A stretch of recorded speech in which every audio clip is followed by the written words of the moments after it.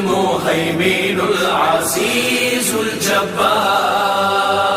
المتكبر الخالق البارئ المصور الغفار القهار الوهاب الرزاق الفتاح العليم، القابض الباسط الخافض الرافع المعز المذل السميع البصير الحكم العدل اللطيف الخبير الحليم العظيم الغفور الشكور العلي الكبير الحفيظ المقيم، حسيب الجليل